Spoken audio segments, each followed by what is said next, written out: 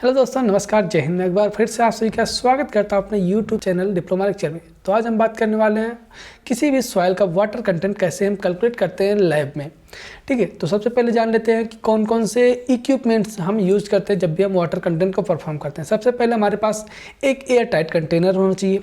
Next हमारे पास weighing balance होना चाहिए जिसपे हम सॉइल सैंपल और अपने कंटेनर को वेट कर सकें। नेक्स्ट हमारे पास एक डेसिकेटर होना चाहिए जिसमें हम अपने सॉइल सैंपल को ठंडा कर सकें। और नेक्स्ट हमारे पास जो है ओवन होना चाहिए और हमारे पास सीव्स होने चाहिए जिससे हम अपने सॉइल सैंपल को सीव करके अपने टेस्ट को परफॉर्म कर सकें। क्योंकि आप सभी को पता है कि जो ओवन ड्राइंग मेथड है ये एक सबसे एक्यूरेट मेथड माना जाता है। ठीक है, सबसे एक्यूरेट मेथड माना जाता है और ये टेस्ट 24 आवर में परफॉर्म किया जाता है। तो चलिए देखते हैं हम लैब में कैसे इस टेस्ट को परफॉर्म करते हैं। तो हम देखते हैं कि लैब में कैसे हम इस टेस्ट को परफॉर्म करते हैं और क्या क्या प्रोसीजर होते हैं। बेसिकली प्रोसीजर को हम देखते हैं। सबसे पहले क्या करना है हमको, जो भी हमारे पास सॉइल सैंपल लाया हमने उसको 425 माइक्रोन की सीव से हमने चाल लेना है। ठीक है, चाल लेंगे। उसके बाद फिर उसको कंटेनर का वेट हमने पहले ले लिया। कंटेनर का वेट लेने के बाद उस पर सॉइल रखेंगे। सॉइल ले करके फिर उसको हम ओवन में रख देंगे 24 आवर के लिए। ठीक है, जैसा कि आप सभी को स्क्रीन पर दिख रहा होगा, हमने 200 ग्राम सॉइल सैंपल ले लिया है। उसके बाद हमने ओवन में रख दिया 24 आवर के लिए। अब क्या करते हैं, हम ओवन में से उस सॉइल सैंपल को निकालेंगे। हमने यहाँ पे 3 सॉइल सैंपल बनाया ताकि हमारा जो रिजल्ट है वो एक्यूरेट निकल के आए। ठीक है, तीनों का हमने एवरेज ले लेंगे उसके बाद, ताकि तीनों का वेट हमको एवरेज निकल के आ जाए। सबसे पहले यहाँ पे आप सभी को देखने को मिल रहा होगा कंटेनर का वेट प्लस ड्राई सॉइल का वेट। ठीक है, जिसको हमने M3 नाम दिया है। क्या, M3 या फिर W3 जिसको हम कह सकते हैं। फिर दूसरा कंटेनर और उस प्लस ड्राई वेट का, जो ड्राई सॉइल है उसका वेट हम करेंगे, जो कि हमारा W3 ही या फिर M3 ही कहलाएगा। मतलब कि सेकंड सैंपल के लिए हमने 3 सैंपल यहाँ पे बनाए हुए हैं। ठीक है, तो हम तीनों सैंपल का यहाँ पे वेट करेंगे।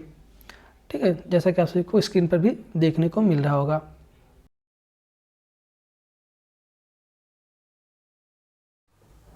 अब देखते हैं कि जो हमारा डाटा था उस डाटा के हिसाब से हमारा वाटर कंटेंट कितना कैलकुलेट होके आया था। ठीक है, सबसे पहले यहाँ पे कंटेनर नंबर दिख रहा है। कंटेनर नंबर 1 हमने यहाँ पे 3 कंटेनर लिया था जब हम प्रैक्टिकल कर रहे थे। तो कंटेनर नंबर 1, कंटेनर नंबर 2 और कंटेनर नंबर 3 हमने इसको नाम दे दिया। फिर हमने तीनों कंटेनर का वेट किया।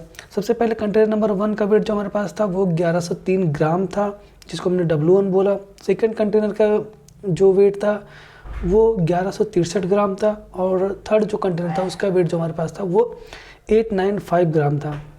ठीक है, फिर हमने उस पर वेट सॉइल रखा जो कि हमने 200 ग्राम वेट सॉइल लिया था।